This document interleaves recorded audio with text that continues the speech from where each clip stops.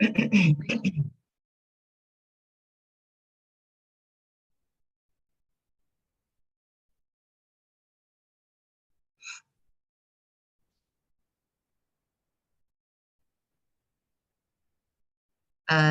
let me know before we start with any of the today's topics.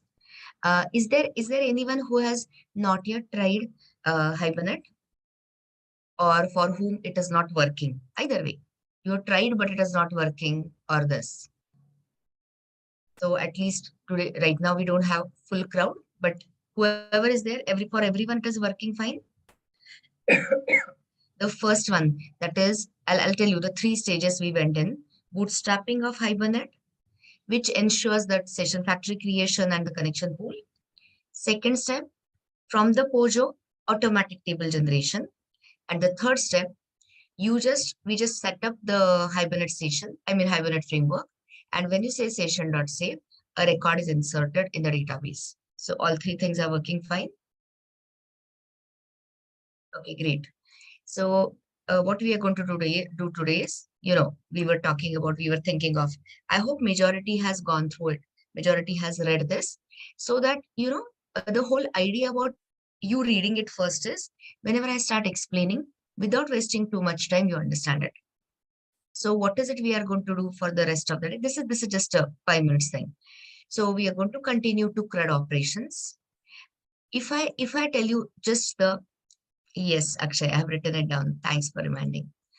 So this thing, what is it called? Yeah. So if you just decide that, okay, I will learn CRUD operations in Hibernate, it just takes me 10 minutes or 15 minutes to explain. Session.save, session.get, session.create query, update and delete. But that is not the Hibernate is about. You have to understand the persistence context, the concept of a L1 cache, and the whole principle or whole concept behind something called as automatic dirty checking.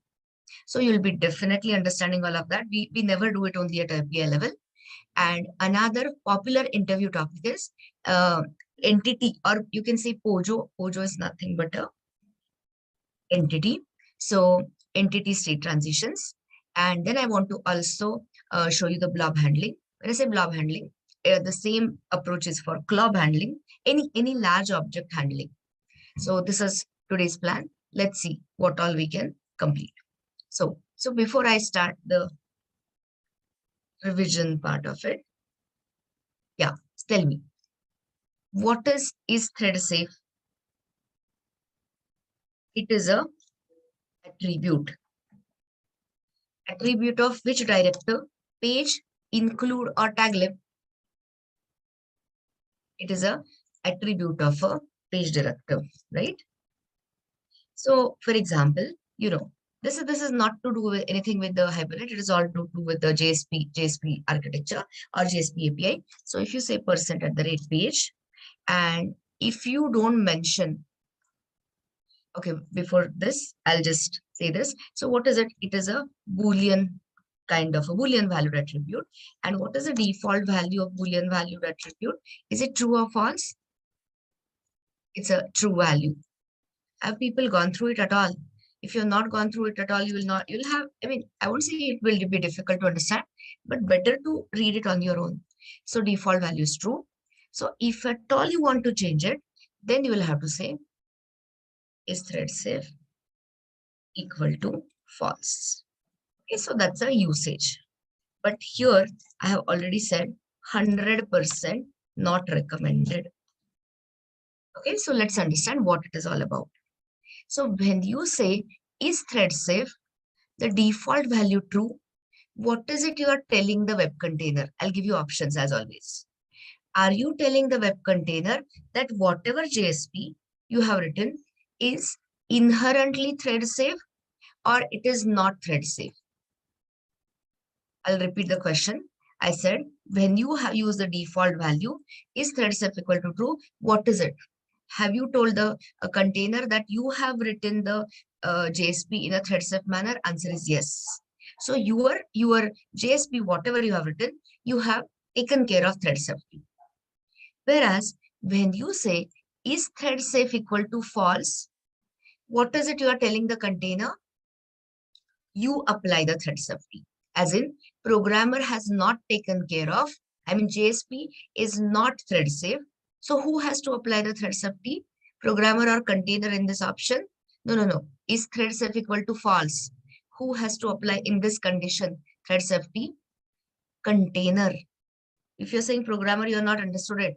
Is thread safe equal to false means you are telling the container, I as a JSP developer, I as a JSP programmer, I have not taken care of the thread safety. My page is not thread safe. So container has to apply the thread safety. Understood the level 1 discussion? Is thread safe? Programmer has written a thread safe JSP. Is thread safe true? Is thread safe false? Programmer has not written the JSP in a thread safe manner. So container has to apply the thread safety. So if you think about it superficially, you will say this looks like a good idea. That is, you don't have to worry about thread safety is equal to applying synchronization. Container is doing it for you. But it is completely horribly wrong idea. Why? Because why this is 100% not recommended. What is the answer? I've written everything in that 2 lines or 10 lines thing. Why you should never write this? How will container apply thread safety? Tell me. What is the side effect of it when you say is thread safe equal to false? Guys, where is your reading showing me? Not difficult to handle concurrency, Anjumala. You're not putting it properly. You're not expressing yourself correctly. When you say, is thread safe equal to false, how will container apply the thread safety? It will make the entire, in case of servlet, service method. In case of JSP, underscore JSP method, entire method will be synchronized. You understood that? And the moment you have synchronized service method, will it be possible for different clients to send the concurrent? Will it be possible for the web container to handle the concurrent clients? Absolutely not.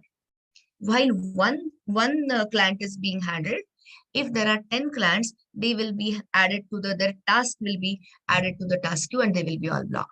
In short, in simple English, is thread safe equal to false implies zero concurrency. Okay, complete blocking. You are losing on the concurrency. That is the reason you should never touch this attribute. So when you say is thread safe equal to true, whose responsibility it is to apply synchronization? P or WC? Thread safe equal to true. Guys, you're still mixed up. Programmer, you are telling the web container, I have understood synchronization in core Java. See the dialog. And then I will apply. So I told you long back. Long back means in synchronization in core Java. The whole idea is to keep the optimal performance. You identify. See, in entire JSP service, in entire do get do post, entire method doesn't require locking. So you identify the critical section and you guard it. You wrap it in a synchronized block. Are you understanding me? So that is why is thread safe is a completely bad solution. And this was the JSP discussion. Is there an equivalent step? Is there an equivalent approach in a servlet? In short, what is it corresponding to in the servlet API? There is an interface. What is the name of the interface? There's a marker interface. What is the name of the interface in servlet API? Guys, yeah, you have to read it. When I say read it, it is a 5 minutes read. And when you don't respond, I immediately know you've not gone through it. The name of the interface is single thread model. Take a look at it.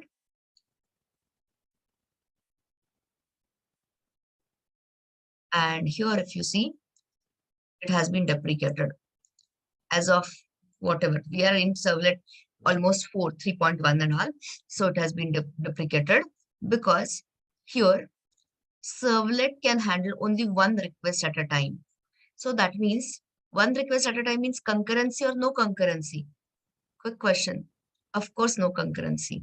And the moment this interface has no methods, what is it? Marker, functional, or ordinary interface?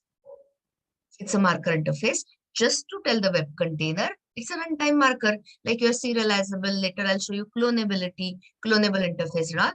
Just a runtime marker so that concurrency is stopped. So tell me, will you ever write a servlet class implementing single thread model interface? Yes or no? No.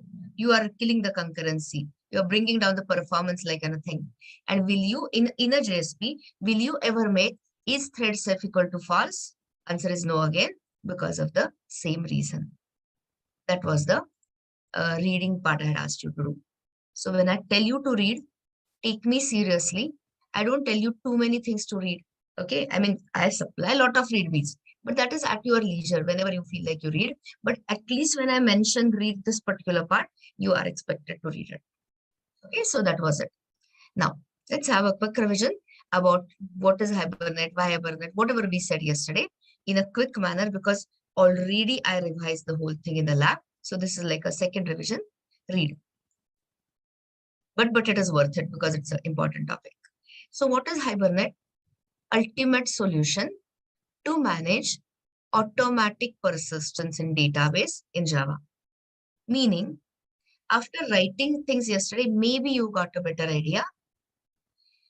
As a Hibernate developer, do you have to go to the JDBC level, database level, and actually think in connection, prepared statements, execution of the queries? Absolutely not. You stay happily in your what is it called? Object world, Java world. We created the user Pojo. We configured Hibernate architecture using that session factory and all that. And then we had to just say session.save. And the work of saving the state of the object into permanent manner is nothing but Java persistence.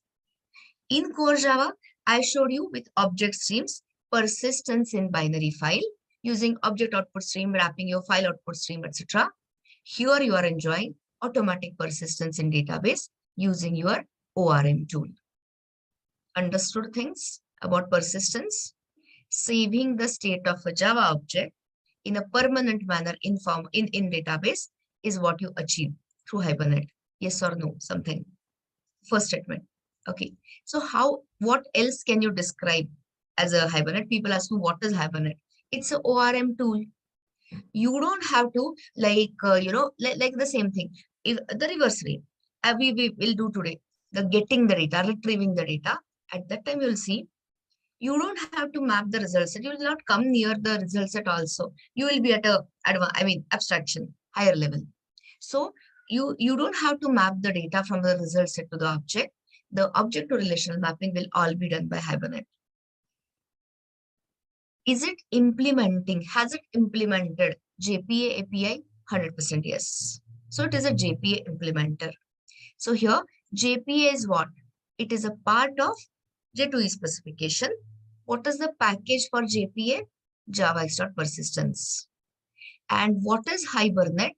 Hibernate is one of the implementers of JPA. So how it is identified? It's a persistence partner, or you can say it is a persistence provider. So is this the only persistence provider in the market, or are there others? There are others, but which is the most popular one, highly used one, or maximum used one is Hibernate.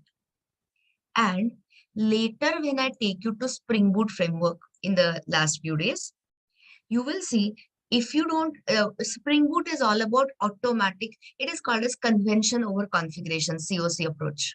So the point is, Spring Boot does understands your needs and automatically gives you go-to. Go-to means a ready-made project, market ready, or industry ready or production ready project.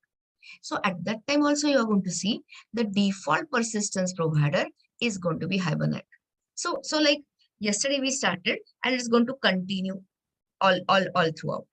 Now, is it an open source framework or is it a licensed one? Open sourced. Who is the founder? Gavin King. And if you have taken a look at whatever ebooks I have supplied, there's one book, Java Persistence. Java persistence book. So that is written by the given king, by the author, by the founder. So where I'm still into what is Hibernate. So it is an intermediary between your Java application and the database. So can Hibernate give you support in a standalone desktop-based main-based application? Yes or no? 100% yes. Can you integrate it in web application? Yes again. So if the things go as per the plan, see, every day I plan out things for you. So we might end up solving this simple optional, I'm saying optional assignment, because you have to first revise all the things. So I might show you, if time permits, in the lab, integration of Hibernate with a web application. So the point I'm trying to make is, it's not like we may or may not do it, time permitting. Today, So the point is, like, you can integrate it in web application as well.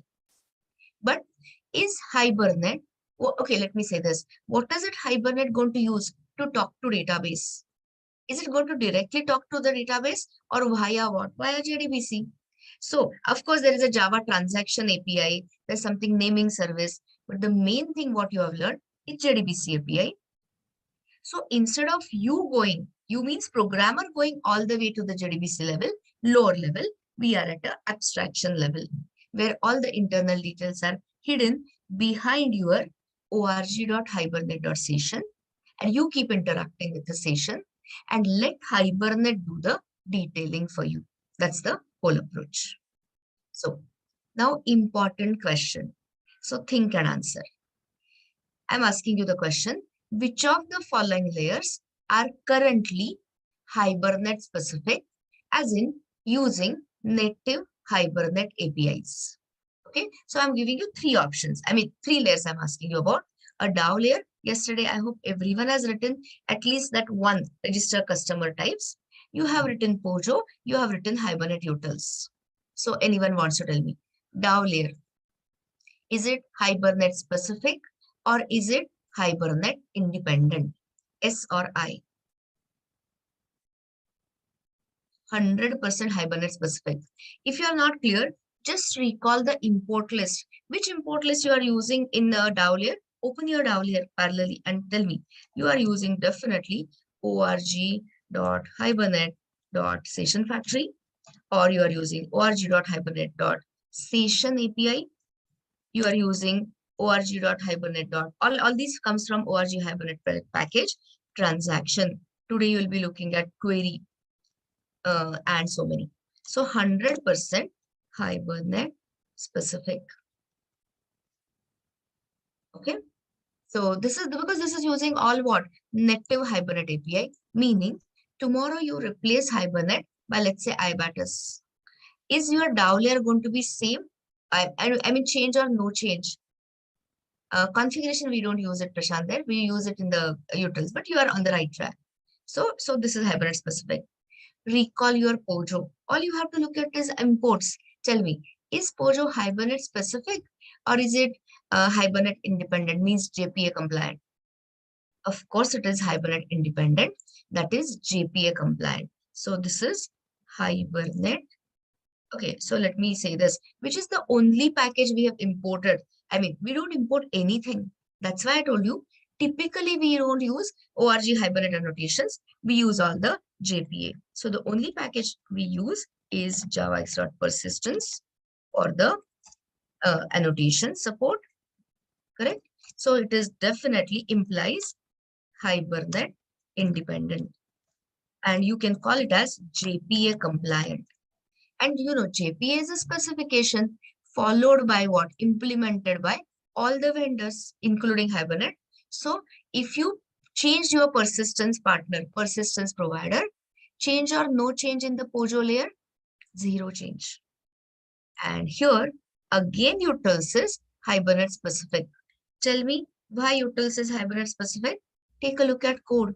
You are importing your session factory. The whole idea is to give you singleton immutable session factory. Here, Prashant, you are using org Hibernate configuration classes and all that, etc. Okay. So is everyone clear? The project, I mean, for the next 2-3 days. Okay, let me be precise. Till I take you to Spring, as in to be precise, Spring Boot, we will be continuing with this particular picture. But with Spring Boot, you will see, we'll talk about something like JPA and later Spring Data JPA. But this is the story as of now. Why Hibernate is so popular? Why JPA is so popular? Why JPA implementers are so popular? You know, it is Hibernate, typically open source. Number of jars required is less compared to other providers. Is it okay? JDB, this is basically JDBC versus Hibernate. JDBC did not support any caching. Will Hibernate support caching? It is inherently, even whether you want it or not. The moment you open a session from a session factory, along with the session, empty L1 cache, the level 1 cache is created and it is associated with the session. You'll see the impact of session in couple of minutes. In addition to that, there is a level 2 cache, which is a session factory related cache. And if you have executed some select queries and you want to cache those results, some queries you want to fire very, very frequently, you have a query level cache also. So all of it definitely leads to better performance. So out of these 3 cache, which one is implicitly enabled? L1, L2 or query? Answer is only L1. Okay. Next thing. After you come to Hibernate, if you decide, do you have to create the tables or can Hibernate automatically create it from Pojo? Hibernate can automatically do this. This is called as the forward approach, which is there is a forward approach and there is a reverse approach. So which is forward approach? From Pojo, automatic table creation is your forward approach. And the reverse engineering, it is literally called as reverse engineering approach. Maybe in some cases, your tables are ready, your ER diagrams are ready, your tables are ready and all of that, and you want to map it to Pojos. So that is your reverse engineering technique. So both approaches are like possible. I've shown you, I mean, see, today we will not enter into join. Today we'll be working on just CRUD. CRUD is the level 1. After that, you climb other levels, right? So those other levels are like association and the inheritance and all that. Anyway, so whenever I take you to multiple tables, example, topic and tutorial. One topic has multiple tutorials joined by the foreign key, etc. So at that time, you'll see simplification. Are you developing an application based on Hibernate, which is partially database independent or fully? Answer is fully. Why? Because the part which was making it database specific was SQL. Are you going to write it in Hibernate in using SQL? Answer is, if you want, there is an API, create native queries. So they have given you that option. But is it a recommended one? Of course not. So shortly, I'll show you Hibernate query language, which I just show you just one example or just one syntax, but mainly we deal with JPA compliant or Java persistence query language, which is not Hibernate specific at all. So the point is, later when I take you to Spring Boot and all, it may not support HQL directly, but it definitely supports JPQL throughout. So this is the object-oriented SQL we'll be writing. Hibernate uses internally the database dialect. I told you about that property, which is no longer required, but it is implicitly enabled. Using this database dialect is what? Just a database version, database exact details. Hibernate will convert database independent queries, which we write in a JPQL or HQL manner, into database specific SQL syntax. So you will end up writing completely portable application. And as I have mentioned, in Hibernate 5 onwards, so Hibernate 6 also I showed you from Maven repository is there in alpha beta version. Soon it will come into final version. The moment it comes into the final version, then it is usable by the programmers. So, I mean, of course, there are programmers who work on alpha beta version and give the feedback. but we are not at that level. So the point is, yes, 5.x onwards, do you have to explicitly configure this database dialect property in the configuration file? You have seen you don't require it, because Hibernate will just read, or Hibernate will try to look for which property file? Hibernate configuration XML. Where it should be, don't answer to the interviewer that it should be in SRC main resources. Interviewer will say, which resources? I don't know anything about resources. So the standard answer is runtime class path. And whatever you add under SRC main Java or SRC main resources ends up, gets copied, gets compiled into, gets stored into a runtime class path. So when I make a statement, I generally like to support it. Open your folder structure. This is my work. Open your workspace, please. And open that day 9 lab or any Hibernate based project. This is your folder structure, as you can see. And here it is not showing. Okay, in the target, is it created? So I'm not able to. This is a little bit this. Anyway, I'll tell you what I wanted to show you was, I wanted to show you the actual location of Hibernate configuration XML and wanted to show you that it appears in the runtime class path. But since we have not yet built any jars, which I hope we'll do it by the end of the day using some Maven options, packaging options, then I'll show you the exact location where it gets deployed. Okay, so I mean, not now. Look, doesn't seem possible now. So this is what is the basic. And the most important thing is, see, all these things, guys, you need to know. People ask you, project is the maximum weightage, carries the maximum weightage. Of course, they start with the basic questions, core concepts and all that, and then they grill you on your project. So while choosing the project technology, somebody was asking me which backend should I use. I said it's a personal call. Whatever you find comfortable, whatever excites you, whatever interests you, wherever you follow, wherever you want to follow your career path, that is how you should select. Likewise. So when people ask you why you have chosen Hibernate, or what is the significance of Hibernate in your project, etc., so many reasons I'm telling you for justification. So read this. You know this. Some of it you have seen, some of it you will be seeing throughout.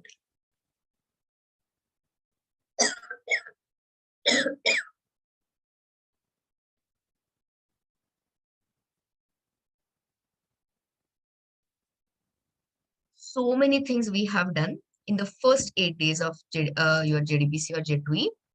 We were thinking in database tables, columns, rows, SQL queries.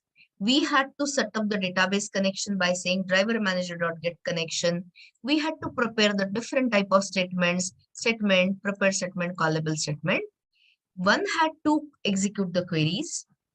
If the query was a SQL, select DQL basically, the result set was the return type. So you had to do the processing of the result set while RST.next, if RST.next, etc.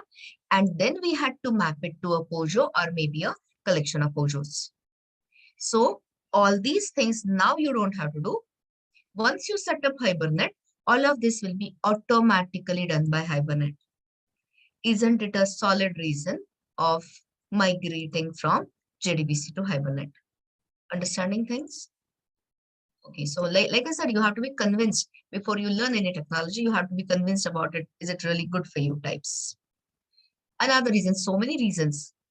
In JDBC, by the way, it is possible to use the connection pool with JDBC, which is but we did not use it. Okay, so let me ask you, which is the package we used in JDBC? Java.sql. But there is additionally another package, I mentioned it long back, javax.sql.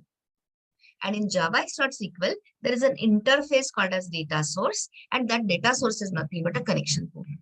Okay, but what we were doing is we were using driver manager.get connection, and what was it returning? A fixed brand new connection or a connection pulled out from connection from a pool or a fixed connection? A fixed connection.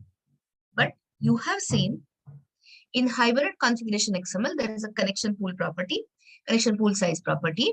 So who is the vendor who is giving us this internal connection pool?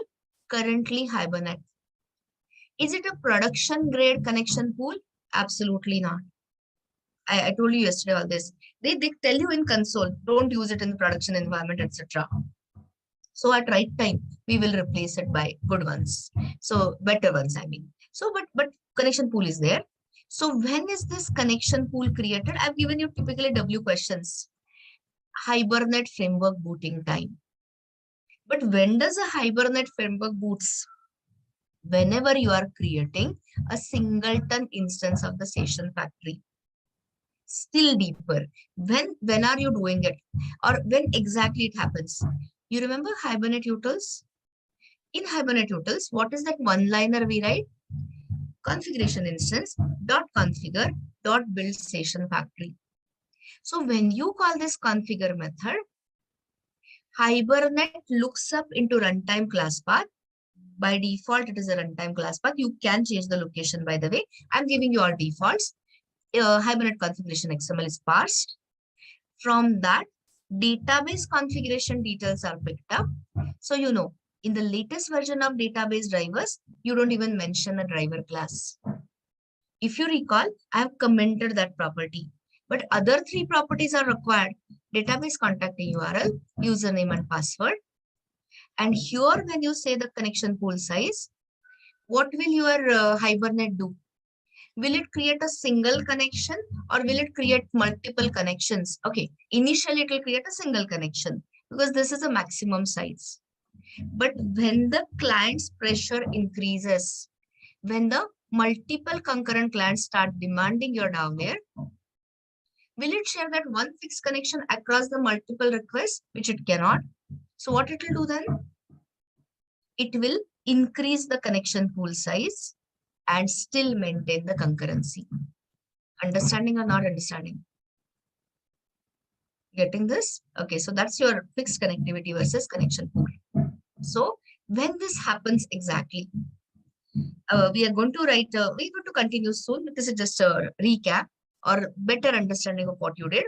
So everyone has written a DAO layer. So when you say session factory dot open session and begin a transaction, at that point, database connection is pulled out. But are you directly working on this java.sql.connection? Absolutely not. We have a thin wrapper. So that connection is wrapped in which instance?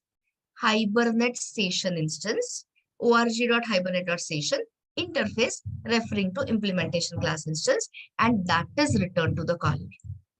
Read this line twice. When I say twice, you know what I mean is important line. So, you know, you start understanding the internals a lot then.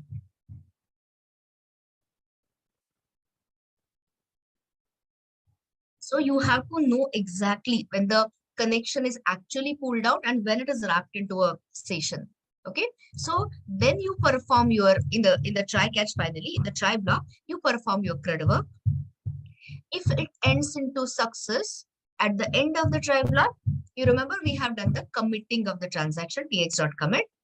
If you come into the what is it called, catch block. So which is the exception we catch? Is it a checked exception or is it an unchecked exception we caught? It's an unchecked exception. Why? Because if you see, if anything goes wrong in Hibernate, which is the exception Hibernate will fire? Will it fire your SQL exception? Answer is no. Hibernate uses, yes, exception translation mechanism where it catches the JDBC exception and rethrows it as a unchecked Hibernate exception. When I continue after 2-3 days to Spring, you will see the same philosophy Spring doing. Spring framework will catch any specific exception and it will rethrow it as a Spring supplied unchecked exception. So all unchecked exceptions now. So coming back to the point, when it is not compulsory for you to catch the unchecked exception, means what? Compiler doesn't force the handling of the unchecked variety, but we still do the handling because we want to discard, we want to roll back the transaction. And in the catch block, After rolling back the transaction, we rethrow the exception to the caller so that caller also knows that the transaction failed. But you must be remembering, we had written a finally block also. So tell me, if you don't write a finally block, what will happen? You know the answer. I mean, answer is right here, or we discussed it. You understood my question.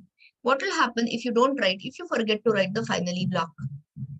The session will not close. Okay, fine. But what is that? What does it impact? The database connection, which is pulled out, will it return to the connection pool at all? That is the important statement. So session won't close is not a very satisfactory answer. The session closing not happens means pulled out connection will never return to the pool. So you have lost the reusability. So what is the maximum connection pool size you have configured, guys? 10. You'll say, okay, my database supports 100. So I'll say, okay, 100 then, fine. But after 101st client, you're definitely going to see block because all your connections are pulled out and unnecessary. They have stopped, I mean, they have finished their execution. They have finished their CRUD, but you simply forgot to return it. Okay, so never ever do this. So you can do it in an auto-closable manner also, but for some reason, we are doing it in an explicit manner. Reason will be clear later. This is a little heavyweight segment. So there is a peculiar term. I don't know if anyone is from electronics background in my audience, in our students, because we use the term in electronics a lot, impedance mismatch. So you don't have to, I mean, others, non-electronics guys don't have to worry. Impedance mismatch means, I mean, in this, I'm not talking in ENTC, I'm talking about the paradigm mismatch. So what it means is, see, it is very good to throw such terms in interviews. People feel impressed. Of course, don't use it if you don't understand it naturally. So what is it we are trying to say? What is it Hibernate helps you in? There are two worlds, you know. One is the object world. We are talking in Java. Later, you'll be talking in .NET. And you have a different framework, entity frameworks, etc. So you have an object world where you deal in Java objects in heap. What are the fundamental principles about your object-oriented practices? Inheritance, association, polymorphism, abstraction, etc. This is your one world, Java world or object world. And the other world you have, where you have relational database. I'm purposefully not taking Mongo NoSQL database because it's a document driven. It has a totally different discussion where you deal in tables, rows, columns, entity to entity relationship, foreign keys. If you have a many to many, you got join tables, etc. And who brings these two worlds together? If you start doing it on your own, you have you have to slog a lot. So Hibernate does this joining together. Hibernate does the important or precious job of solving impedance mismatch, solving the mismatch between two worlds. Okay. So, and like I said, we are too early in the we're just getting into Hibernate. Over time, you'll realize the meaning of this. And exception translation, I already told you, check to uncheck, plus a lot of more advantages. Over time, you'll understand. So you know about hibernation. Since I have already spent a lot of time, you do the quick reading. This part, anywhere threads are involved, I'll definitely explain. Do a vertical reading of this.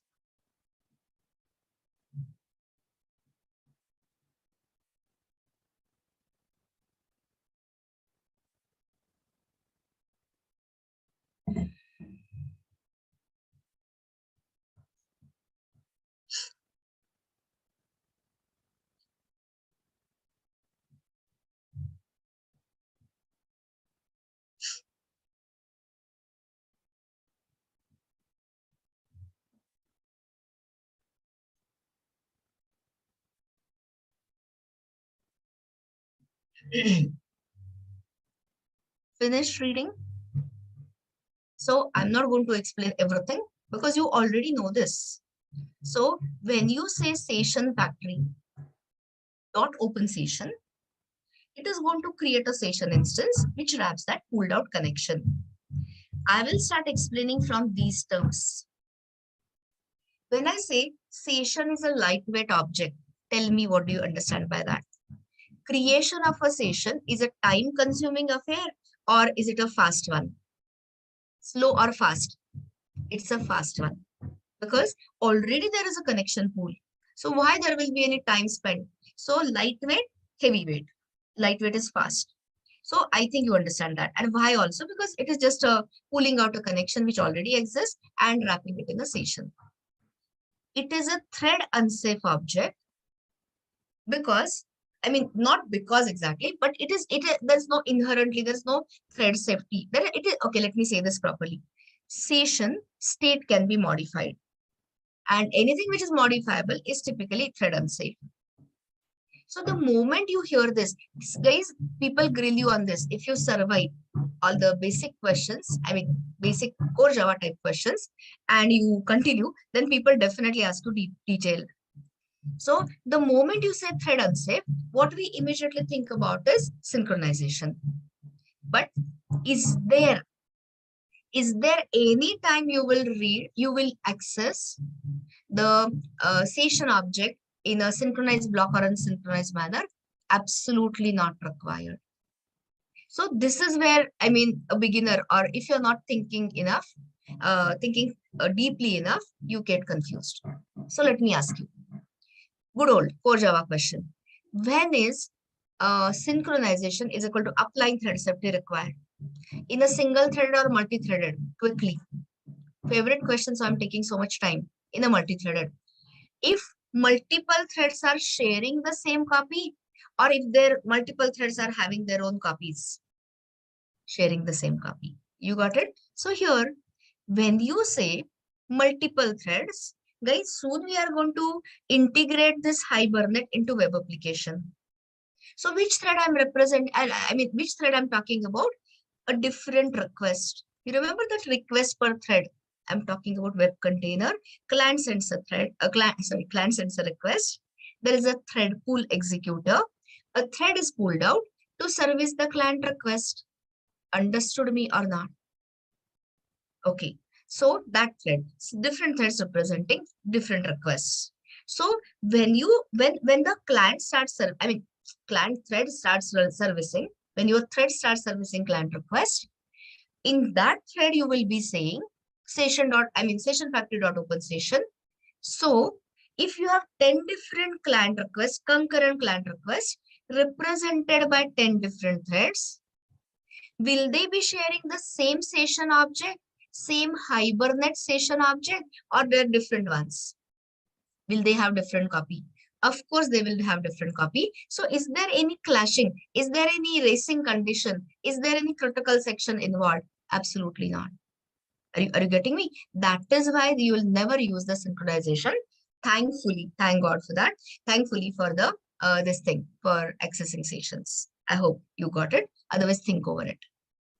The provider of a session is a session factory. You know, it is an interface implementation classes in Hibernate jars.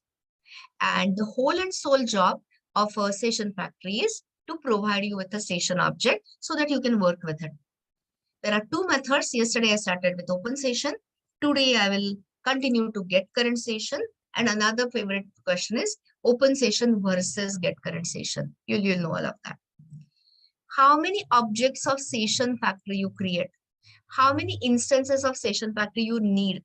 Answer is singleton. Exactly one copy per entire application, but per database. Anytime you don't understand, you have to think about what we did. So here, if you open your Hibernate configuration XML file, this is that session factory tag, which represents your org.hibernate session factory. So in one Hibernate configuration XML file, can there be one session factory tag or multiple? There can be multiple, provided you are dealing with multiple databases. But if you say, no, I will have all my transactions done on, let's say, MySQL or let's say Oracle, how many session factory tags per database? Exactly one. And that is what is going to give you this. That is what is going to encapsulate your connection pool using the database specific information. Making sense? all the statements, whatever I'm making? Understanding the statements? Great. So does represent database. Okay, sorry, inherently thread safe because it is immutable.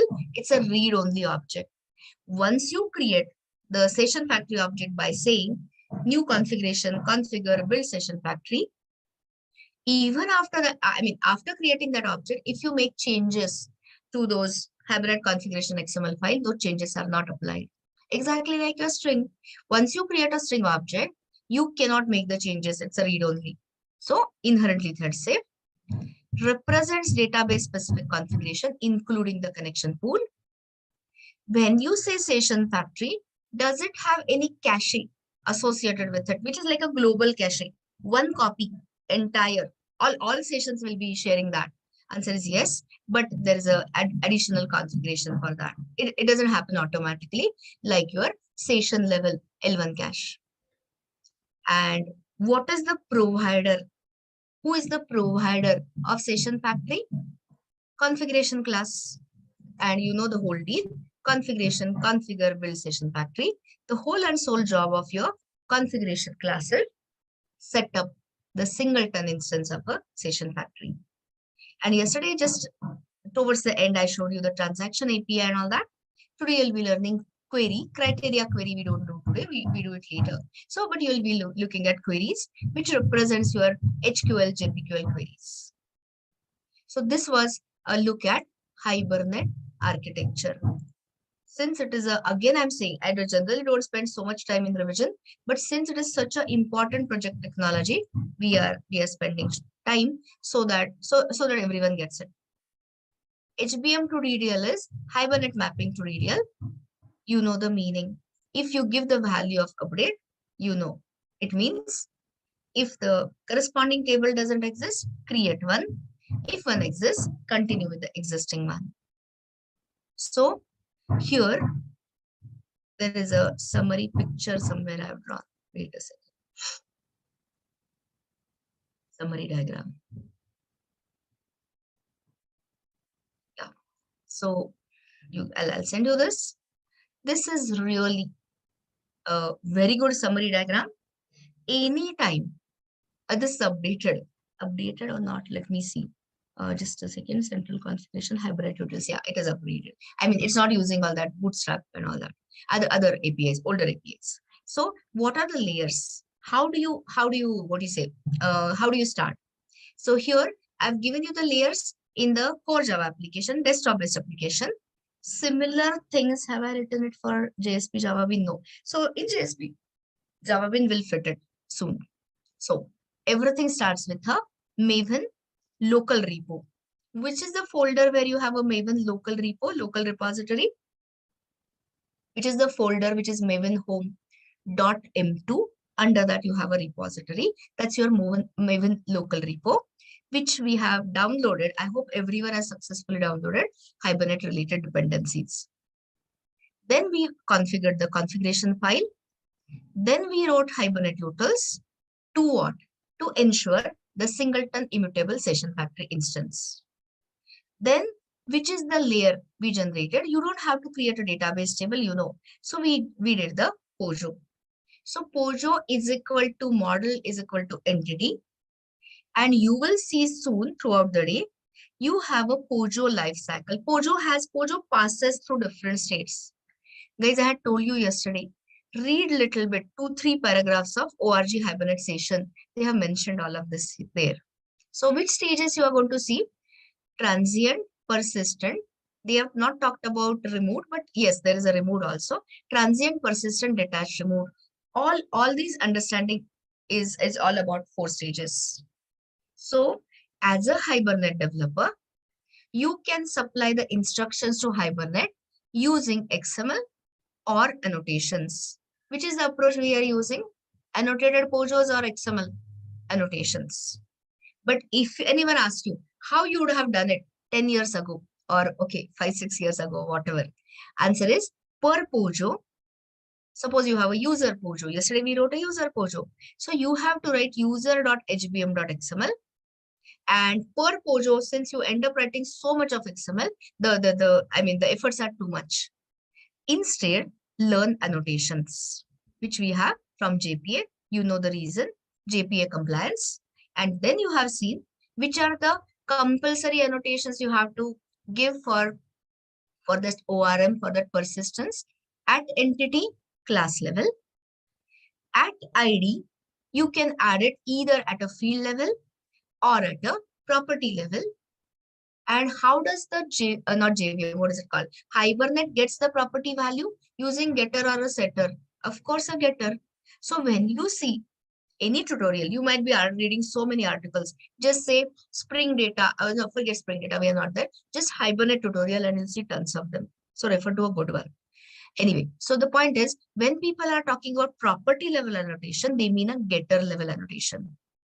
Now, important project tip, because I've seen all these problems, so I'm sharing, so you don't suffer.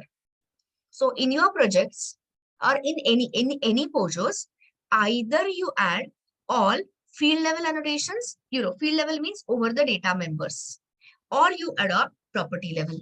You cannot mix them, meaning 5 annotations you keep on field and 5 other on property. Doesn't work. Hibernate doesn't perform properly. Okay, so decide. And most of the times we go for field level. I'll tell you the reason. When I take you to Spring Data, I'm so sorry, Spring Boot I meant, which I keep talking about, there is a Lombok framework, not framework actually, Lombok library, I'll say. So when you see, when we add Lombok library, you're not going to write any getters, setters. It will all get generated with one annotation at the rate getter, at the rate setter. So guys, all these examples generally, I'll show you field level annotations, so that later, you don't have to make changes in POJOs. So coming back to the point, when you add at ID, which is the constraint it is adding, primary key constraint. Everyone knows that. And then we have looked at so many optional annotations, optional but recommended. So start telling me, at table, where does it come? Class level, field level, method level, getter, property level, where? Class level. And you can supply the name of the table as per your requirement. Then you have seen at column, where you can supply name, if it is a string, varchar types, length, unique key constraints. Later you'll see not null, updatable, insertable, so many things. In short, it is a column level, mapping. Temporal is typically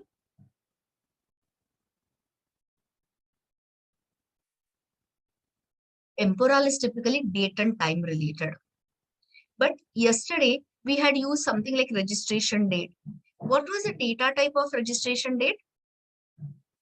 In that POJO class, we had created a registration date. What was the data type? It was a local date. And since local date only holds the date, we did not need any temporal annotation. So some other time when I take the example of java.util.date, I'll show you. There is a temporal annotation, and you can tell Hibernate whether you want the type of the column as date, time, or date time. Enumeration you saw. If you don't add at enumerated annotation, what type of a column will be created for your enum in a database? For the ordinal, for the integer type, right? So since we don't want it, I'm not saying always, but yeah, in case you don't want it, you change it to at the rate enumerated and enum type as string. So string corresponds to what? The constant name. If you write only at ID, and if you don't add that generated value, who will be generating the IDs, or rather who will be supplying the IDs? Database, user, end user, or Hibernate? Answer is end user will have to supply.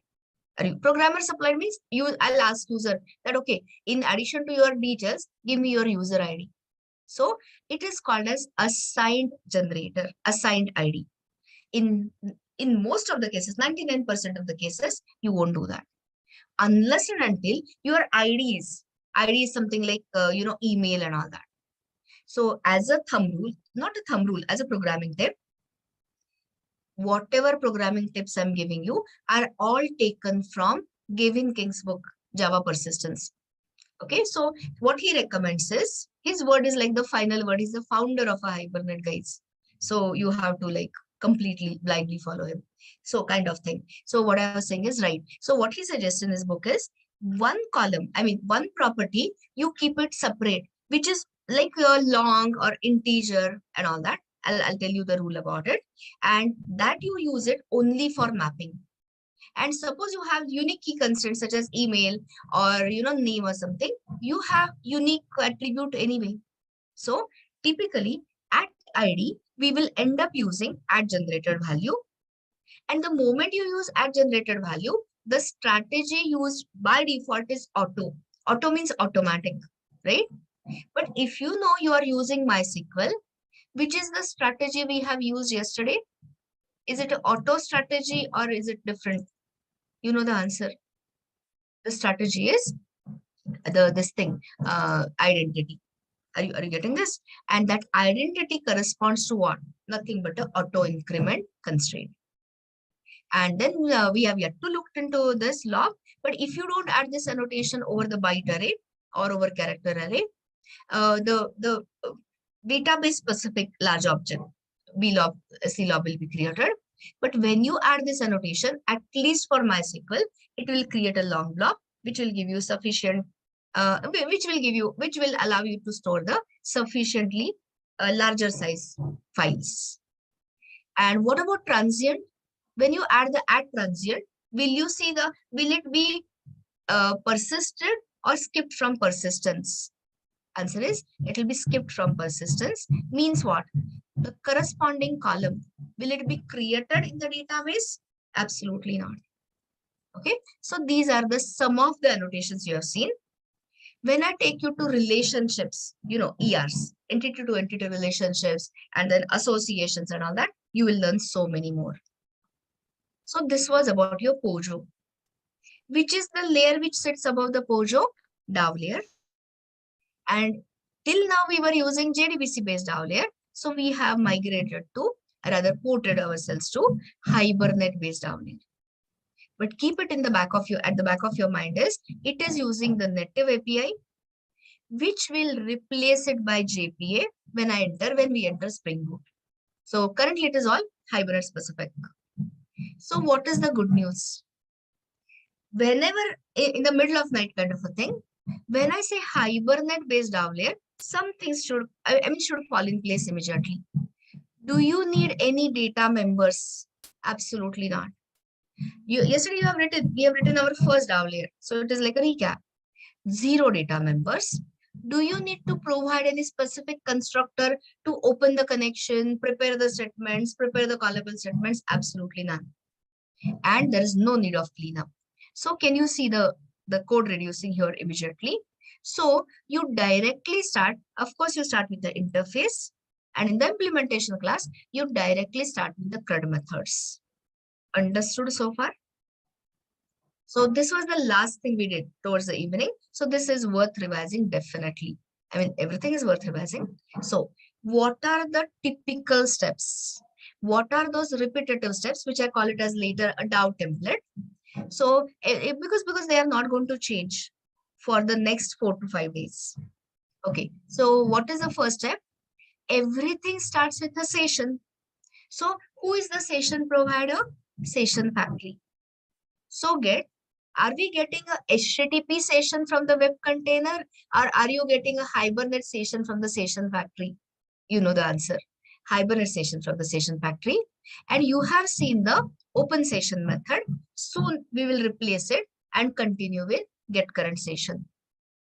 But when you say currently focus on open session, immediately when you open a session object, what is implicitly associated with it is called as persistence context. Context is what? Environment. Persistence environment where your entities, there is a term which is, you'll understand, persistent POJOs, persistent entities. So that is nothing but your L1 cache. So tell me, common sense. When you open a brand new session using session factory.open session, what do you think this cache will be? Empty or populated? E or P? Of course, empty. You understanding it? And later you will see when we draw the pictures, or I'll show you the diagrams which are already drawn. So you will see it is a cache of references. Like we say, it is a collection of references. It is a cache of references. Actual POJOs, actual objects are stored elsewhere in the heap. This cache is also a part of the memory, part of the heap. But like I said, it just holds the references. Now, what are the typical steps after open session? You begin a transaction. So, which is the method we use? Session.begin transaction. And then we will do the CRUD work. So which CRUD work? Yesterday, I could only take session.save and that too superficially. So here we have the session APIs in a try, catch, and finally block. So here when you say open session, begin transaction, the connection is already pulled out, wrapped in a session object. Here you perform whatever operations. If all these operations succeed, the control will come to the end of the try block where you commit the transaction. And when you commit the transaction, Hibernate performs something called as automatic dirty checking. So since that word and the term and the concept is so important, you will see a complete readme. So make a note somewhere, mental note. Everyone has to read Hibernate's automatic dirty checking. So what it means in a nutshell is, I'm not asking you to read it now, later, but it is an essential read. So what I meant is, just a second, where was I? Layers, yeah. So what we were saying is, whenever you commit the transaction, at that time, Hibernate will check the state of L1 cache. And you will see when we call session.save, there's something called as transient POJO to persistent POJO transition. All that will be explained. And now Hibernate will see that there is a new entity added in the L1 cache. Is there a corresponding record in the database? So initially when we created, was the table empty or populated? Of course, empty. So the moment container means Hibernate sees that there is a new entity added in L1 cache and there is no corresponding record in the database. Which query do you think Hibernate will automatically perform, which it performed yesterday? Of course, an insert. So you did not have to fire insert query, and that meaning or that process is called as automatic dirty checking. More on it later. In case you end up into Hibernate exception, which is an unchecked exception, roll back the transaction. And most importantly, without forgetting, close the session in a finally block. At this point, whatever, now session is getting closed. So what was associated with the session level was session level cache. So L1 cache is all destroyed, removed from the memory, and pulled out database connection returns to the pool. So this is the typical interaction what we had done with her in a Hibernate based down here. Understood the steps? I've not given you full internals yet, but like overall semi. And then the initial part is we are not testing it immediately with a web application. When we port this to web application, the only layer which will change is the tester, and tester will be replaced by who will be invoking the methods of the DAO layer in the web scenario? Java Bean. And Java Bean will be managed by JSP. And when I take you to full-fledged MVC, you will have servlets, JSP, and Java Bean, and servlet will manage the Java Bean, and Java Bean managing the DAO. So those are all the next things. So as far as layers involved, I'll send you this. So it is very good to keep such diagrams in front of you to have the clarity that what is it we are building or which layer we are working on. So let me give you this. I'm sending you the layers in this, which is what we just now explained. So now let us focus on session API, which was the session method, which was the method we used, session.save. So why don't you open to keep two documents open? One is the J2E docs for the JP annotation, and one is the Hibernate docs. Open, guys, both. Now for the next 2-3 days, these are the 2 documents you're going to require. And click on org Hibernate, come down, you'll find session, and here read the method, look for the method save. You can see transient instances made persistent, etc. All of this will cover soon. And here read. So this is the description. Cascading, don't worry. Cascading comes into picture only when you have related entities. That we will start from tomorrow, not today. Just read this much.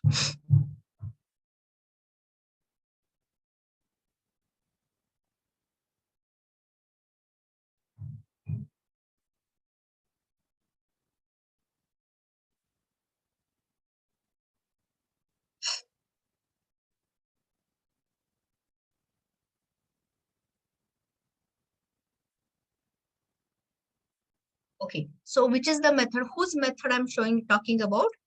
org.hibernate.session API. And what is the argument you are passing to this method is the object. You'll say it is an object. But later means just little later, I'll tell you it is nothing but the transient object reference. So here, don't misunderstand my statement. What is our understanding of transient keyword? Skips from persistence. But here transient object means not yet persistent. So open the code parallelly because everything has to be done code, concept, and the whole thing together. It's not like only code or only concepts. So let me start asking you questions. Open D9 lab, which we will copy it into day 10.1 in a minute, but over after a minute. So open that and open src main Java and open this tester, register new user. And here answer a very basic question. When this line is executed, this part of the code is executed. Just a second. So I think I can, yeah. So you know what I have highlighted. When the user instance is created here, where does it exist is the question. Your options are object heap, L1 cache, database. There is a corresponding record in the database. All of above, none of above. Only in object heap. Everyone understands it? Is this reference associated? Is this object reference added in L1 cache? Absolutely not. How can it be added? I've not even started. I've not opened the session. So this state is called as the transient state, where the object, the POJO, is not part of a L1 cache, neither the part of L1 cache, nor it has a corresponding record in the database. Okay, so this is your opening. This is my opening statement. Now click on register user. Okay, so the initial part I have already explained more than 1 hour. So begin the session, open the session, begin the transaction. Now, when you say session.save, what happens here is, here the transient POJO reference, which is just part of the, what is it called, heap, here it is added in the L1 cache. So the same method simply adds the transient POJO reference into L1 cache, making it persistent. But at this point, when this session.save method is executed, now again the same options. This object is part of Java heap, option 1, part of L1 associated with L1 cache, option 2, and the corresponding record exists in database, all 3 options. So after executing this line, which options? All of above, none of above, and all that. So both the options 1 and 2. Guys, it is already part of heap. Are you understanding? So only thing is that object's reference is added in L1 cache. But is there the, okay, let me say it in simple English. Is insert query fired so far or not yet? Answer is not yet. How you are going to prove this? We are going to add a breakpoint in a minute and we are going to confirm. Okay, so confirmation, don't worry, we'll confirm. So this, so it is a part of L1 cache, and 100% such a reference, such a entity which is part of L1 cache, such a POJO, such a entity is called as persistent. But when is this automatic dirty checking? When is this synchronizing state of L1 cache to that of database happens? Tell me. Upon commit. So when you call commit, Hibernate checks, are there any new entities in L1 cache? What is the answer? Is it going to find any new entities in L1 cache which doesn't have a corresponding record? No, you are saying, guys, where is your attention? Or is it our English problem as usual? I said, okay, I have to rewind when majority gives me a wrong answer. Guys, when I open the session, tell me, L1 cache, empty or populated? Quickly. Of course, empty. But when you say session.save, what is added into L1 cache? The transient POJO becomes persistent, means the POJO reference is added into the L1 cache. I'm going to show you the picture in a minute. Okay. So now tell me, at this point, sorry, nothing happens at this point, just the entity becomes from transient to persistent, part of L1 cache. But has it gained the database identity here? Means, has the insertion of record happened so far? No. So now I asked you, who will perform what and when? This statement I'll be uttering at least 100 times a day. Hibernate will perform automatic dirty checking upon commit. So what is that automatic dirty checking? I'll make you read it in a minute. I mean, part of it. It is the process of syncing up. So I'll ask you the question again. At this point, is Hibernate finding a new entity which in the L1 cache, which does not have the corresponding record in the database? Is everyone saying yes globally now? People were saying no earlier. So I was worried like. So of course there is a new entity which doesn't have the corresponding record. So which query Hibernate will call automatically? Which DML? Of course, insert query to sync up the state of the L1 cache to that of the database. Okay. So let me send you the most important readme right away. Automatic dirty checking. And you 100% read it. So I'll not make you read the whole thing because I mean, that is your reading homework later. Here, what is it? It is performed by any JPA vendor. Today we are in JPA vendor Hibernate. So I'm saying Hibernate's automatic dirty checking. It is the same process of automatically updating the database with the changes to persistent object. But where are those persistent objects? In the L1 cache. When the session is flushed. When is session flushed? Upon transaction is known as automatic dirty checking. So syncing up state of L1 cache to that of database is performed automatically by the container as in Hibernate. So that is what is the most, strongest point of Hibernate. So when will Hibernate enter the persistent state? So there are a lot of triggers. You don't know all of it. You just know one method out of many. So tell me, when I say session.save, what goes in? What is the argument of a save method? Don't say object. I know it is object. I was worried. Guys, give me a better answer than that. I want an adjective. Adjective, you understand. Describing word. Give me the adjective. Transient POJO reference. User is not adjective, come on. Transient POJO reference. What goes in as the argument to the save method is the transient POJO reference. And that transient POJO reference or that transient entity reference is simply copied into L1 cache, making it persistent. And then when you say tx.commit, transaction commit, Hibernate will perform the automatic dirty checking.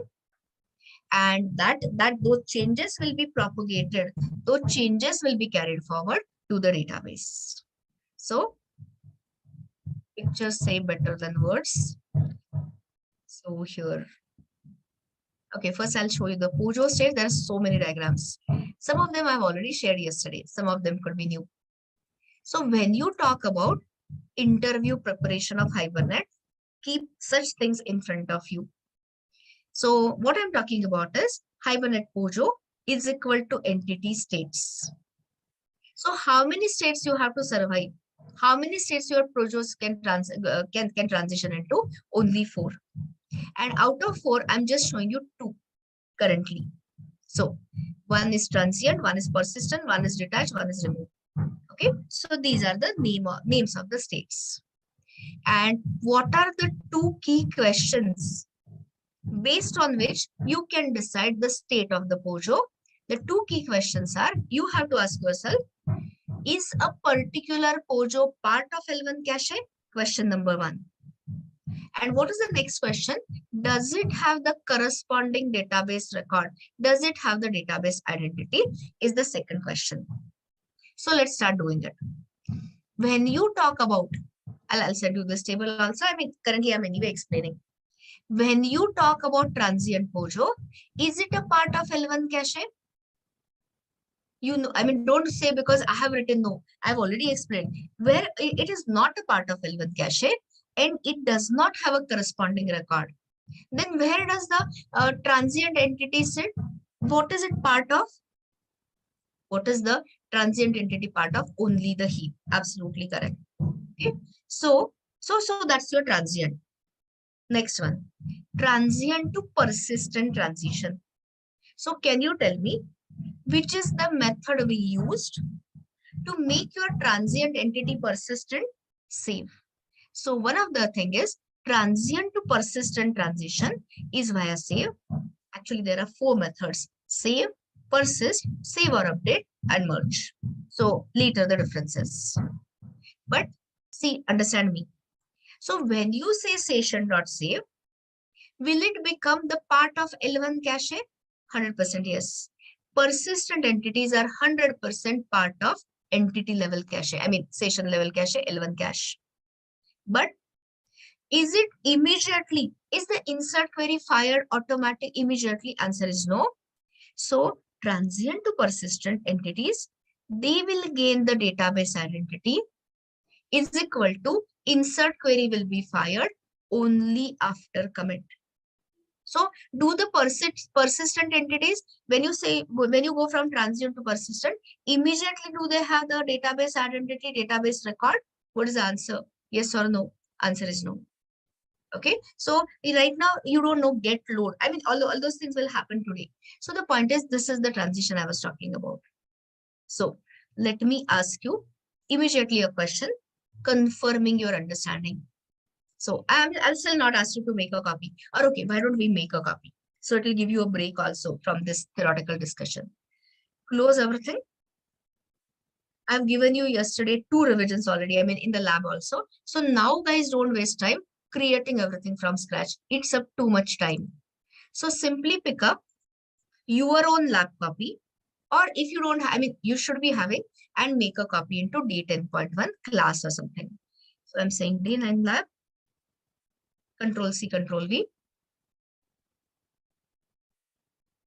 I'm starting the D10 series. This will be all CRUD, all basics. Today we are covering the basic half of Hibernate. Tomorrow the advanced part. So okay, so after you make a copy, let me just close. There are too many projects around. Just a second. Don't close the server projects ever. Okay, so let me just keep some of them. Server projects never open, never close. Okay, so where are we? Day 10.1. So here, first open pom.xml and globally replace day 9 lab by day 10.1. I mean, whatever name you have given. So how do you globally replace? Control F. And here I want to replace it by my project name, artifact ID, the final name, the jar creation name, everything I'm replacing. Say replace all. This otherwise, I mean, it doesn't hurt you really, but later you might feel confused which project and all that. So this is it. So I think we are okay with the rest of it. You should not have any red crosses, nothing provided. And of course you say save. In most of the cases, I don't know whether you noticed your progress bar. Whenever you make the changes in the pom.xml, by default, it gets updated. But you never trust the ID. So here, anytime you make a change, what is it you should do, guys? Tell me.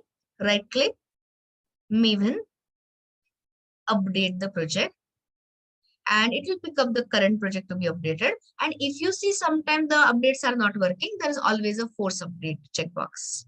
Okay, that. So 100% the entries which you have made in the pom.xml are applied on your current project. Done, everyone? Done this? Okay, close. Now I'm asking you important question. This wasn't important. This was just a ID stuff. Okay, so open the DAO layer and I'll start asking you questions. So let me ask you a question here. Can you tell me what is the state of a user here? Your choices are transient or persistent. This is how we learn Hibernate. And this is what will make you prepare ready for interviews. Trust me on that. So of course it is transient, a state. Which means what? Neither the part of not in L1 cache, there's no L1 cache yet created, not in database. Corresponding record doesn't exist. Exists only in heap. Are we good? So user object only exists in heap, right? Now you do this. So when you say open session followed by begin, generally with open session only, but after begin transaction, 100% session object created with populated cache or empty cache, empty L1 cache. Soon I'm going to show you pictures which describe all this. Okay, so I hope you can visualize this. Now tell me, after this line is executed, what is the state of user entity, user pojo, whatever? Is it transient or is it persistent? The state is 100% persistent. So when I say persistent, what does it imply? Is it a part of L1 cache? Is the pojo reference added in L1 cache? Yes, it is a part. I'll write it better in a better manner. It's reference. I'll say pojo reference added in L1 cache. Like you remember our collection types. You add a reference. So like suppose I have a list dot add a reference that way. So L1 cache, special memory, part of a heap. Pojo reference added in L1 cache. But is it a part of database yet? Is the insert query fired yet? 100% not in database still. So that was that persistent column. You know, when you go from transient to persistent, when you say save, later save or update or persist or merge or whatever, it is simply added in L1 cache, but not in database. Now I'll rewrite this statement formally. Who will perform what and when? So the answer is, like I said, I'll be saying it 100 times a day. Hibernate performs. What it performs? Automatic dirty checking. So take a pause here. What is dirty? As far as database is concerned, dirty means modified. Dirty property means property is modified. Dirty state means state is modified. Okay. So when I say automatic dirty checking, your container is equal to Hibernate will check. Are there any changes? Is there any disparity, difference between state of L1 cache and that of a database? So Hibernate performs automatic dirty checking when at the time of commit. Is there any way to explicitly tell Hibernate to perform the dirty checking? There is a method session.flush. But will you ever need it? Will you, I mean, ever is a strong word, but will you generally need to call in our this thing, session.flush? Answer is not really. Because when container is doing it automatically, why do you want to extra add the words, right? It is like saying somebody was asking me, example, analogy, switching context. In EL syntax, if I have got a getter such as get topics, do I call dot topics or do I call get topics with a parenthesis? Of course, both will work, but which is easier? Dot topics. Are you understanding my point? So the point is, if your Hibernate, coming back on the track, if your Hibernate is automatically going to perform the commit, as in syncing up this dirty checking, why do you want to trouble yourself by saying session.flush? Of course, in advanced things, there are scenarios where you require, but currently not. So at commit, Hibernate performs automatic dirty checking at commit. Oh, so here, and what it implies or what it results, I'll say this properly, results into what? Firing a DML. And which DML here? Since it is not like the state of the entity is changed. It is not like there is a corresponding record and all it needs to just update or delete. It's not that. So which query will be fired? Insert query will be fired. So this is what is the important most part of your Hibernate. Okay. So you have committed the transaction. Done. Now the control comes here. And at this point, if I ask you, what is the state of the user? Listen to the question. All this makes, increases your interest, makes you clearer about the internals and all that. Okay. Also, anyone wants to tell me, what will you label the state of the user? Transient or persistent or none of above? People are saying persistent. What is some of you are saying transient? Answer is none of above. Here the state is detached. So enter detached. I'll tell you. See this. How can you say? I'm talking to those who are saying persistent. Persistent means it has to be the part of L1 cache. Guys, can you tell me the line number where the L1 cache is destroyed? Give me the line number in my code where the L1 cache is gone. 20. Did I read it wrongly or you are saying wrongly? 20 is wrong answer. Come on. What are you saying? So here pulled out connection returns to the pool. Before that much, so many things happens. When you say session closing, what is associated with the session? L1 cache.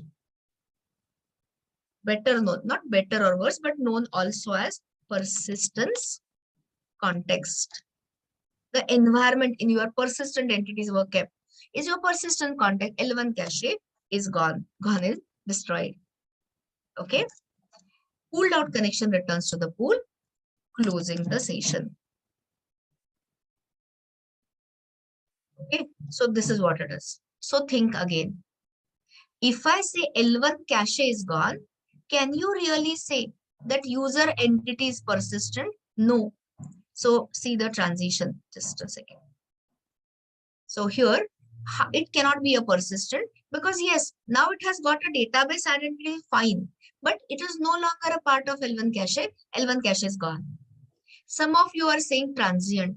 How can it be transient? It is not a part of L1 cache, agreed. But does it have the corresponding record in the database or that is deleted? Yes, please. I said after commit, is it having a database identity or gone? Of course, there is a record. Check your database. It will be there. So what is the state we are talking about? Is your entity gone from the database or gone from the L1 cache? Gone from the L1 cache. It is decoupled, detached, disassociated from L1 cache, but not gone from the database. And such a state is called as detached Bojo. Such a state is called as detached. So I'll send you this in a couple of minutes. So all this is based upon, is it a part of L1 cache and is it having a database identity? So transient, both knows. Persistent, this I have not yet explained. I have not reached there. So persistent, yes, it is a part of L1 cache. But when you say simply session.save, incurring transient to persistent transition, it will gain, will means future. It will gain the database identity once you say commit. Till then, no insertion. And the moment After session.save, when you say commit and followed by session closing, session is gone. Associated session level cache, L1 cache is gone. Database connection returned to the pool. So this entity is no longer decoupled, detached from L1 cache, but very much it is having the corresponding database existence database record. So it is called as detached from L1 cache. So now agreed with me? What is the state? It is neither transient nor persistent. It is detached. And what are you sending? You are sending the details of the detached entity to the caller. So that tells you, that gives you some idea about three states. I'm not saying full idea, some idea. So transient, here it became persistent, but not a part of this thing, database yet. And here it became detached. So yet another way of looking at it. All these are super important to your project also and project interviews also. So this is another way of looking at it.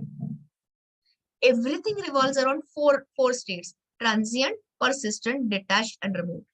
Okay, start. Have I covered the entire transition? This absolutely not. We just covered one method out of many. So here, Java object doesn't have any life. In short, user object is not created. Nothing. For on condition. Then we use the keyword new. User is equal to new user, email, name, password, etc. So what is it? Where does such an entity, where does such a POJO exist? In Java heap, in L1 cache, or in database? Only in heap. So what will you label it? Transient. Everyone with me? So we have created a new POJO, which is no longer, which is not yet existing in L1 cache, doesn't have a database record. So it is transient. Transient here means not yet persistent. Which are the methods which can make transient entity persistent? There are 4 of them: save or update, persist, merge. So for our practical, this save and persist are important. Anyway, I'll talk about it later. So currently focus on save. But when you say session.save, is the record immediately added in the database? Of course not. So the entity becomes persistent, and such a persistent entity will gain the database identity. Record will be inserted after commit. But what is the trigger for persistent entity to become detached? Don't tell me evict and clear. You don't know about eviction and clearing. So the trigger you have seen is closing of the session. So when the session is closing here, what will happen to those persistent entities? They will be removed from L1 cache. L1 cache is gone. So such an entity which is not a part of L1 cache but has a database existence is nothing but attached. So these are the 3 transitions you have seen just with save method and session closing. Understood 5-10%? This is just a beginning. I told you. Now I can say that, okay, I'm giving you internals. I was not giving you internals yesterday. So more diagrams, more things. You take up. I'm not at all saying you have to look at all the diagrams. Whatever you understand, whatever you like is best for me. If you say I don't understand any of you, but any of what you're saying, but I like the tutorial or article from net, go ahead and read it. As long as you understand, it is all good. So the next thing means same thing, but in a different manner. So here. So when I say client, okay, what is it I'm drawn here is the L1 cache. So in the beginning, when you say session factory.open session, cache is all empty. After that client comes in. So currently I don't have a web client, I just have a tester. So tester is calling the down here method where we say open session. And when the session is opened, it is associated with the L1 cache all empty.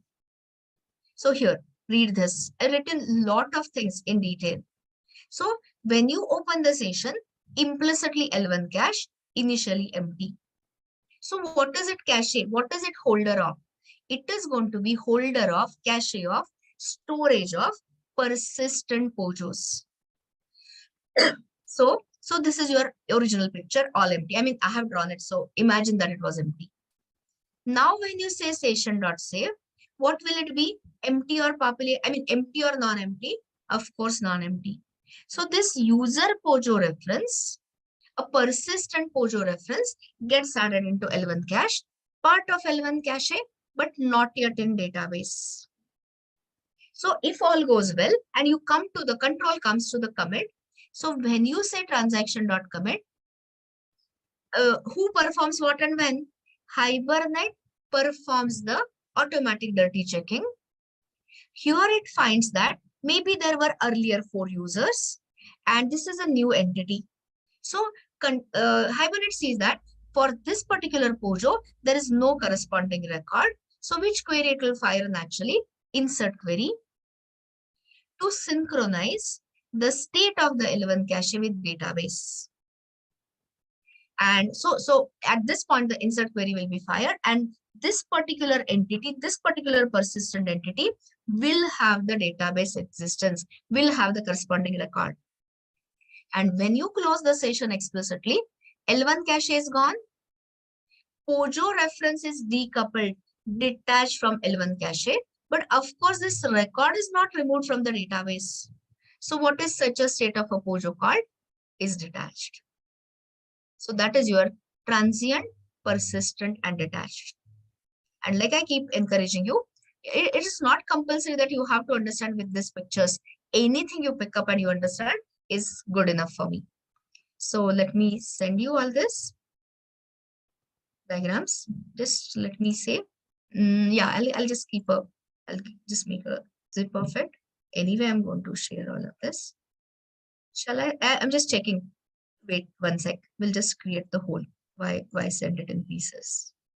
This will be properly uploaded on Google Drive, so don't worry about that in today's data. So, but today when I tell you that, okay, open this diagram, open this README, it's better to keep it handy. Yeah, so take it whenever it is available and you can refer to this. So the important diagrams today you must visit or READMEs must visit is, one is automatic dirty checking, and we are soon going to enter Hibernate Session API much more. We just covered save yesterday, but I wanted to give you the concepts as well. And the diagrams which are important are Hibernate internals, this whiteboard which I explained, Pojo lifecycle, and Pojo states. And of course, all run are important ones. So now let us do some confirmation. Otherwise, how will you trust whatever we are saying is correct or wrong? So guys, now add a breakpoint. Where you add a breakpoint, I'll tell you where you add a breakpoint. You add a breakpoint on commit. Everyone knows how to add a breakpoint. So put a breakpoint on this, toggle a breakpoint.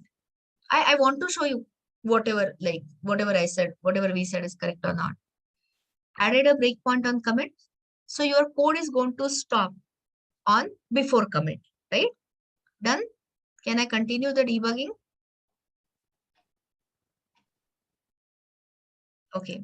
So now go to the tester, A10.1 tester. If you have copied from my project, everyone, that goes without saying. First thing you are going to edit is Hibernate configuration.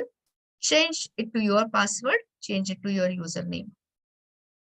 And I hope everyone already has this database DAC22. I mean, URL will be the same. It is the username and the password you have to edit. Done all of that? Can we continue? Otherwise, unnecessarily you'll get into exceptions. Okay, so now, which one? Yeah, right click on register new user. Don't say run as, say debug as. There's no server and all that. So don't say debug on server, debug as Java application. Reached here, register new user, debug as Java application. If you have a server-side application, I would have said debug on server.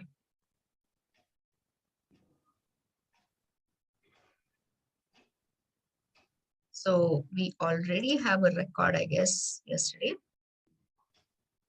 So we're just adding one more. If check always if your service MySQL SQL service is up and running by launching either MySQL Workbench or MySQL command line client. Without that, don't test. Use that. And what else we wanted to say was, yeah, select this thing, users table. So we already have one record inserted. Let us add more users. You can add your own, whatever favorite names and all.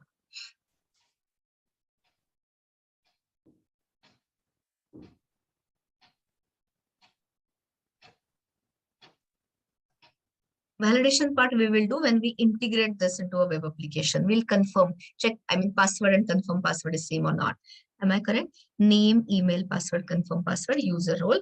Let's say customer. We have customer, I hope. Registration amount, the registration date. Don't forget the 0 prefix. If you want, I can always give you the data.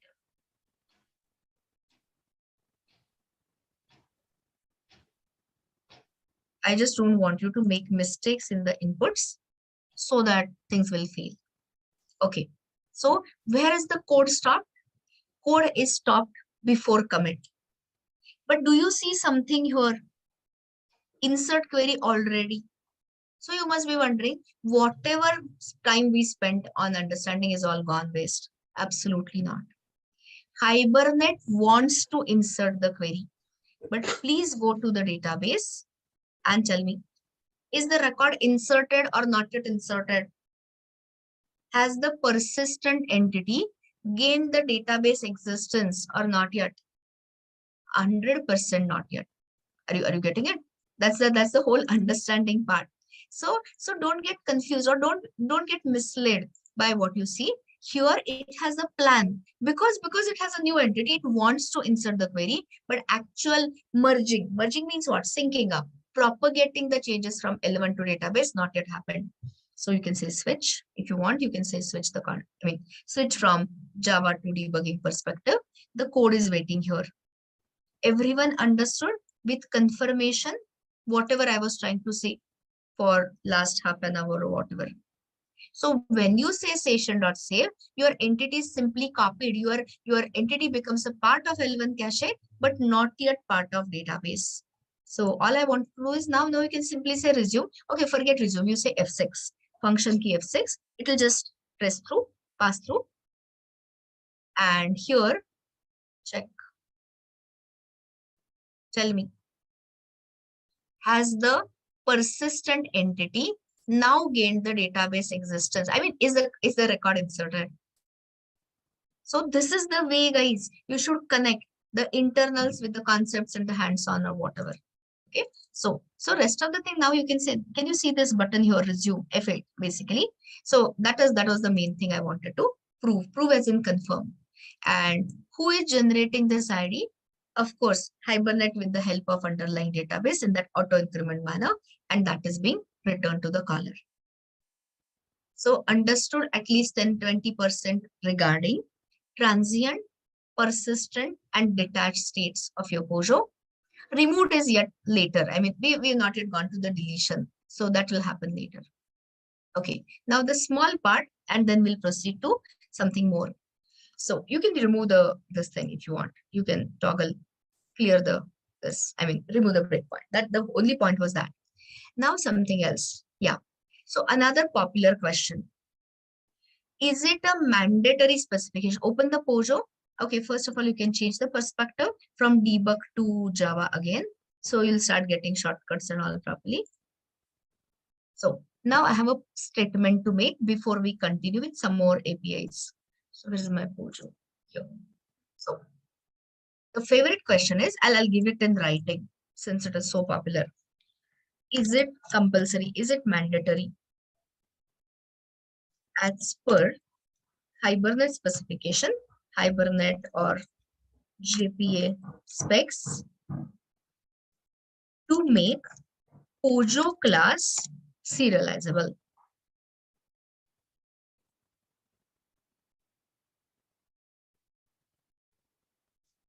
So question popularly asked, is it compulsory as per the Hibernate or even its JPA specification to make the Pojo class serializable to achieve persistence? It's a Boolean question. What is your answer to that?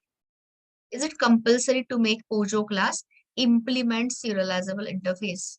Yes or no? Answer is 100% no. Where our class has implemented serializable, but things are working beautifully. Absolutely well. Absolutely no. So, but there is a corollary, there is a other part. But is it mandatory to make the unique ID property? Is it mandatory for the data type of unique ID property to be serializable? 100% yes. So I'll give you in writing. Yesterday, somebody was asking me a question on composite primary key. And I told him or her, I don't remember, him, I guess, that, okay, it is ahead of topic. So when I take you to creation of one example or ready-made demo, composite primary key, guys, it will be a custom key. Like in maps, you can have custom keys. So we will write a separate class such as my primary key or composite primary key, and that will have to implement serializable. And then again, hash code equals all the full contract. So that is little later, but remember that. So whether it is a simple primary key or later composite primary key using some embeddable classes, it has to be serializable. So add that word, but the data type of primary key, let it be a simple or let it be a composite, we don't care. Let it be any, but the data type of a primary key, which is a unique field or a combination of unique fields, combination of fields must be serializable. Must be serializable means everyone understands that class has to implement serializability. Must be serializable. So is it compulsory? Answer is yes, it is compulsory. So your POJO class need not implement serializable. If you see the articles on the net, some of them create. But if whatever is not compulsory, why should we do that? So we won't do that. But the property, the ID property, unique ID property must be serializable. So let me ask you, is integer class, as in wrapper class, has it implemented serializable interface? Very much yes. So no issues. It works nicely. It works completely. But tomorrow, if you change it, don't change it. I'm just asking you a question.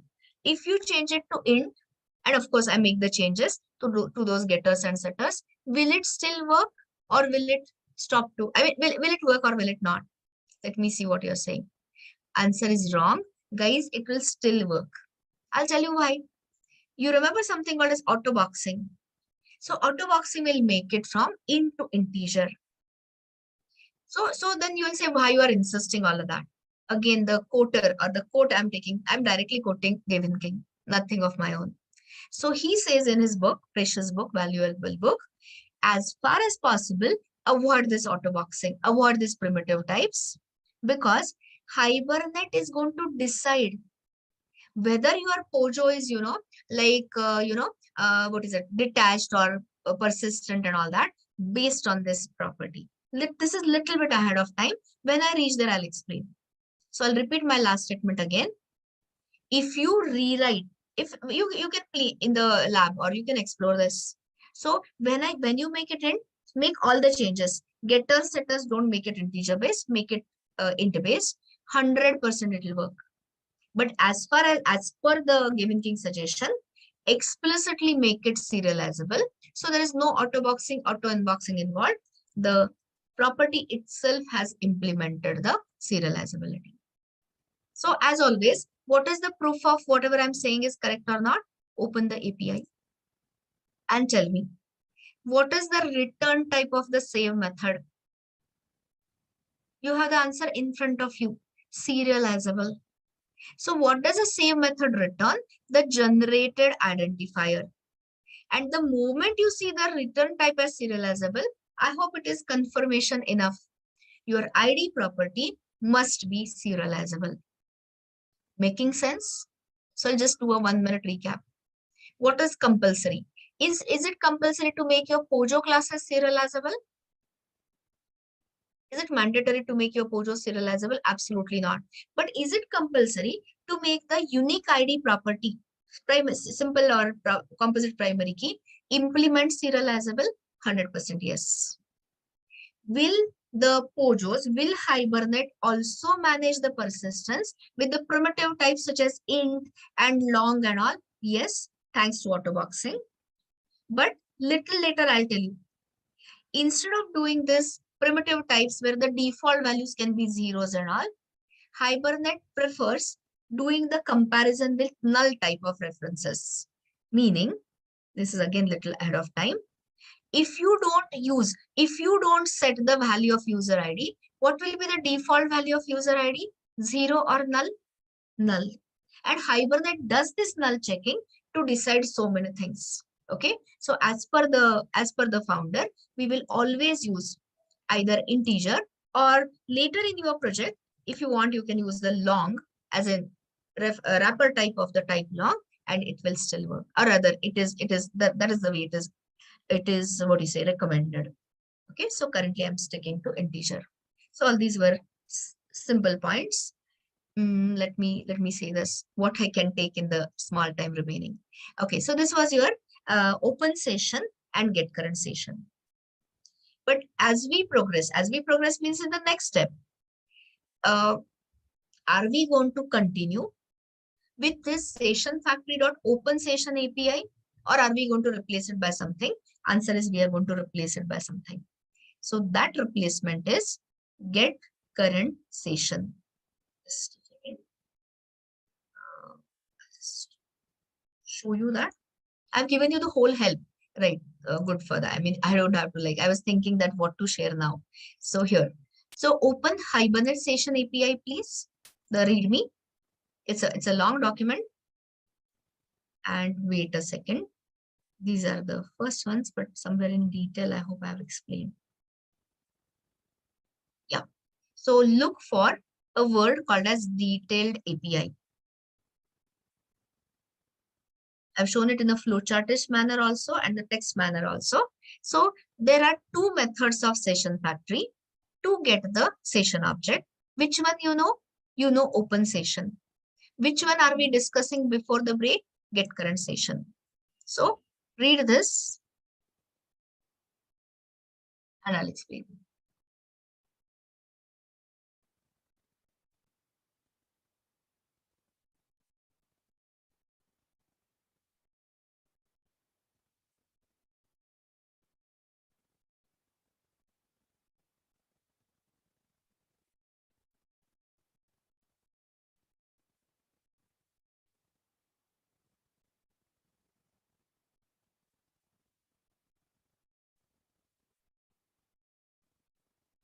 So you read it from here, or like me, if you prefer the diagrams, there is a diagram also, open session versus get current session. So I'm going to explain it with the diagram. There is already a write-up there. So understand, and we'll confirm it in a minute and we'll stop for a break. So here, both are what is common between both?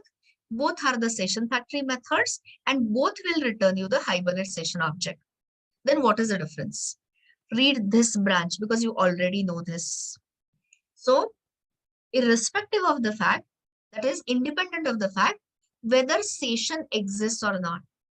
The moment you say session factory.open session factory doesn't care. It doesn't even check whether there is any open session associated with the current thread. It doesn't care at all. It doesn't check at all. It will create a brand new session object and return it to the caller. And when I say brand new session object, of course, it will have an empty L1 cache and all that, and the whole thing will start. So let me ask you in numbers as always. If I call, which is what we are going to do in a minute.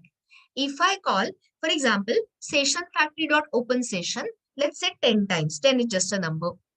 So what will it return? Will it return me the 10 session objects, S1, S2, S3, S10, or will it return me the same session object? Same or different? Understood me perfectly? You are absolutely right. So 100% new session object. Okay. And what is the side effect? What is the other fact? Does this session opened via open session gets closed up implicitly, or you have to explicitly close it? Answer is you have to explicitly close it. You have seen it all. So programmer must close it explicitly using something like either auto closable or using the one I showed you, finally block, because I wanted to mention this.